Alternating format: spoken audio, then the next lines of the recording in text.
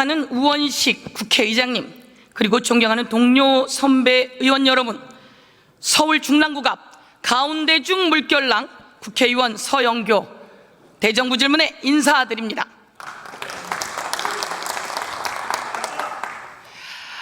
나라가 너무 힘듭니다. 국민이 너무 고통스럽습니다. 대통령을 잘못 뽑았습니다. 대통령이 이렇게까지 무능할 줄은 몰랐습니다. 대통령이 이렇게까지 무대뽀일 수일까요? 대통령이 이렇게까지 무책임할까요?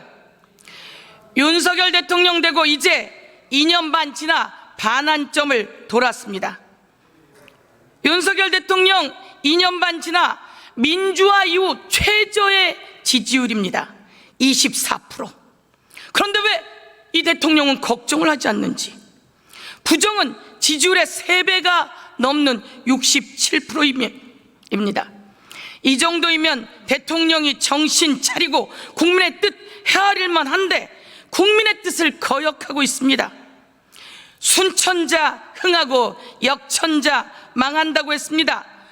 국민들의 분노가 윤석열 대통령을 끌어내릴 상황이 되었습니다. 국민들은 마음속에 대통령을 이미 지워버렸습니다. 국무총리 나와주세요.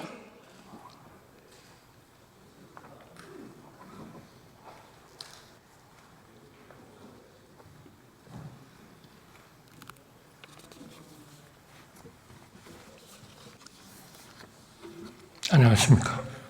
예, 안녕하십니까? 대통령이 생각보다 못하지요? 대통령으로서 훌륭하게 하고 계시다고 생각합니다.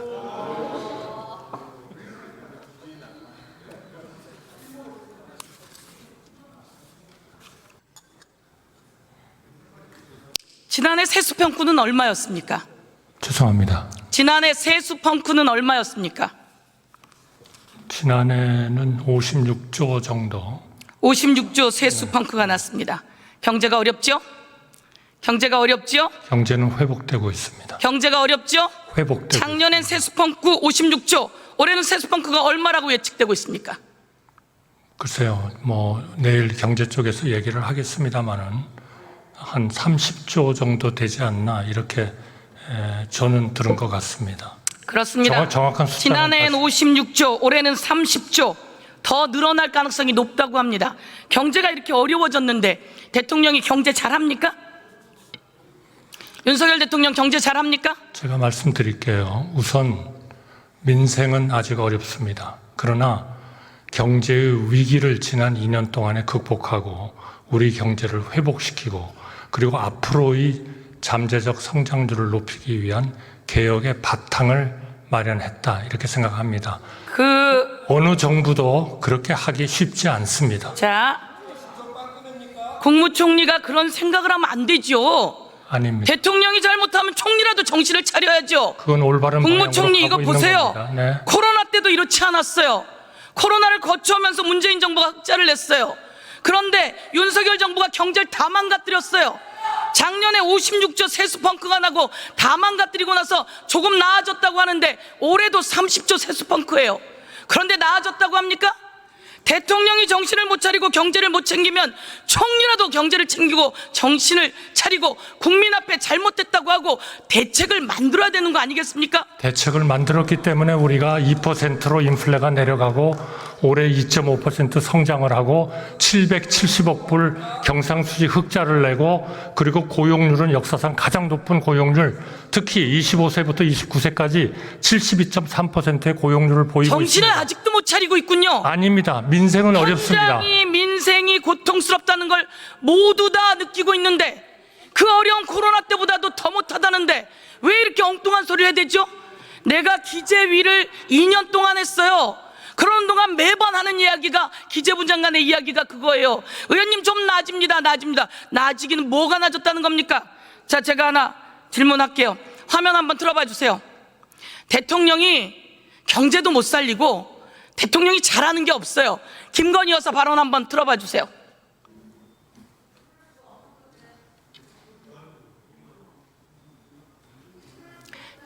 김건희 여사가 이렇게 이야기합니다.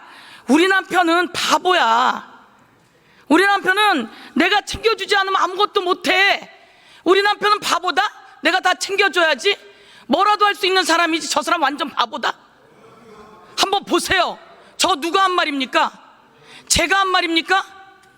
의원님, 저 말이 왜 이렇게 입에 착착 달라붙는 거예요? 의원님. 저 말이 시중에 모든 사람이 하는 말이에요. 의원님, 우리 남편은 바보다. 내가 다 챙겨줘야지. 뭐라도 할 수 있는 사람이지. 저 사람 완전 바보다.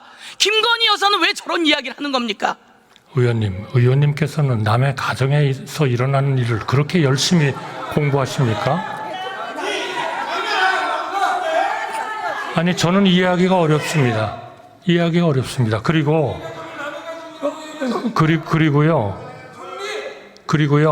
자, 보세요. 도대체 경제가 무조건 어렵다. 네, 제가 말씀드렸습니다. 자, 제가 민생은 아직 완전히 회복 안 됐습니다. 그러나 어느 나라의 경제를 그러면 평가할 때 더 잘하겠습니다. 성장이 잘 되고 물가가 안정되고 국제 수지가 흑자가 되고 그리고 고용이 되면 그것이 그래도 그 경제는 선방하고 있는 거지. 그게 못하는 겁니까? 온 세계 경제가 좋아졌어요. 그런데 온 세계가 대한민국은 회복되고 있다고 얘기를 하고 있는 겁니다. 온 세계가 그렇게 얘기를 하고 있어요. 팩트 체크를 해줄게요.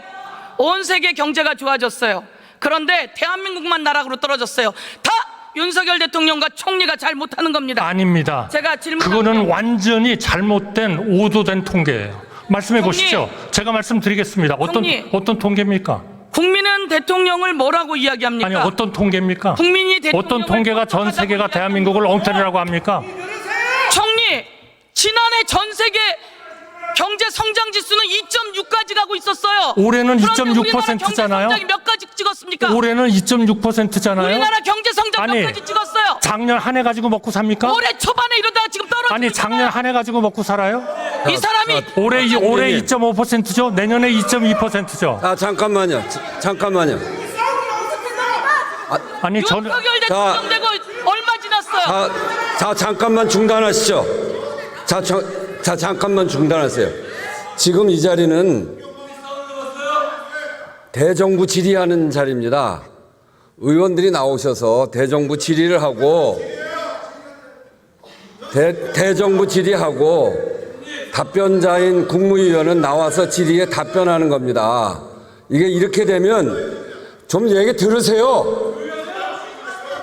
이렇게 되면 서로 질문도 격해지고 답변도 격해져서 답변하는 분이 오히려 질문을 하고 이렇게 되면 이게 대정부 질의가 안 됩니다.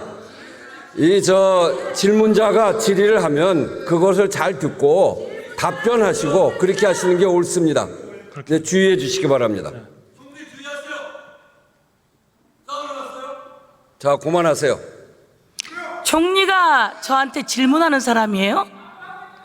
그리고 저는 민심을 전하는 사람이에요. 어려워요. 힘들어요. 국민이 의료대란 때문에 죽어가고 있어요. 그런데 총리가 그렇게 답변하면 됩니까? 그리고 저에게 질문을 합니까? 총리 그러시면 안 되죠. 이런 날만큼은 총리가 듣고 그 민심을 해결할 대책을 세워야죠. 근데 총리는 무슨 생각을 하고 나오신 거예요? 그러시면 안 됩니다.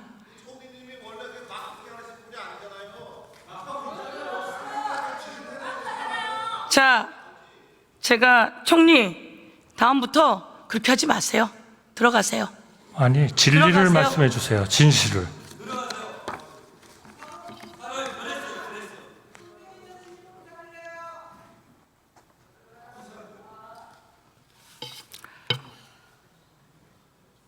여러분, 대통령 윤석열 대통령 되고 대한민국이 너무 어려워요.